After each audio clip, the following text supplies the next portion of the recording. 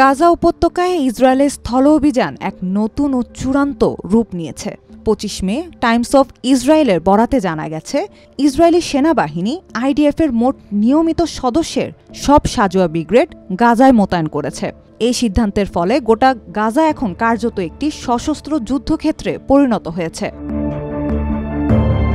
বর্তমানে গাজায় অবস্থান করছে ট্যাঙ্ক, সাঁজোয়াজান এবং অন্যান্য ভারী সামরিক যন্ত্রসহ গোলানি, প্যারাট্রুপার, গিভাতি, কমান্ডো, কফির, নাহাল, সপ্তম, ১৮৮তম ও ৪০১তম ব্রিগেড। সঙ্গে রয়েছে রিজার্ভ ইউনিটগুলো।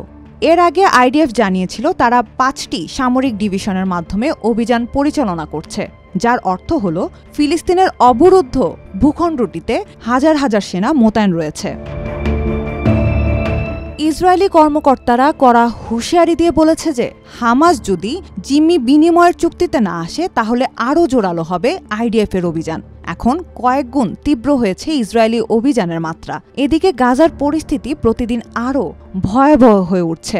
বোমা হামলার পাশাপাশি অনাহার ও চিকিৎসা সংকটও বিপর্যয় বাড়িয়েছে। প্রয়োজনীয় ত্রাণ ঢুকতে না দেওয়ায় হাসপাতালগুলো কার্যত অচল হয়ে পড়েছে। ধ্বংসস্তূপে আটকে পড়া মানুষদের উদ্ধারের যে সামান্য চেষ্টা চলছে তাও প্রায় বন্ধ হয়ে গেছে জরুরি সরঞ্জামের অভাবে।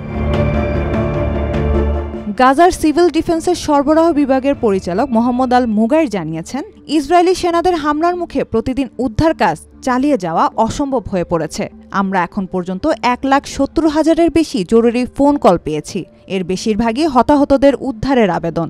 আমাদের দলের ২৫% সদস্য এই হামলায় প্রাণ হারিয়েছেন। তিনি আরও বলেন, ইসরায়েলি অবরোধের কারণে আমরা কোনো যন্ত্রপাতি পাচ্ছি না। আমাদের হাতে নেই ভারী যন্ত্র বা ক্রেন। তাই কোদাল, হাতুড়ি কিংবা খালি হাতেই ধ্বংসস্তূপ সরিয়ে মানুষ উদ্ধার করতে হচ্ছে। ঠিক সময়ে উদ্ধার করতে না পারায় ৯,৭০০ জন আটকে থেকেই মারা গেছেন। গত ২৩ মে থেকে ২৪ মে দুপুর পর্যন্ত গাজার বিভিন্ন হাসপাতালগুলোতে পৌঁছেছে অন্তত ৭৯টি মরদেহ। আজ ২৫ মে আরও ৯ জন নিহত হয়েছেন, যার মধ্যে রয়েছেন একজন সাংবাদিকও। তবে গাজার স্বাস্থ্য কর্তৃপক্ষ আশঙ্কা করছে প্রকৃত হতাহতদের সংখ্যা এই হিসাবের বহু গুণ বেশি। এদিকে হামাসের প্রতিরোধে আইডিএফের সেনারা নিহত ও আহত হচ্ছে বলেও খবর আসছে। টাইমস অফ ইসরায়েলের খবরে বলা হয়, গত ২৪ মে স্থানীয় সময় রাতে গাজার একটি সংঘর্ষে নাহাল ব্রিগেডের ৯৩১তম ব্যাটালিয়নের এক সেনা গুরুতর আহত হন। বর্তমানে তিনি হাসপাতালে চিকিৎসাধীন বলে জানিয়েছে ইসরায়েলি সেনাবাহিনী।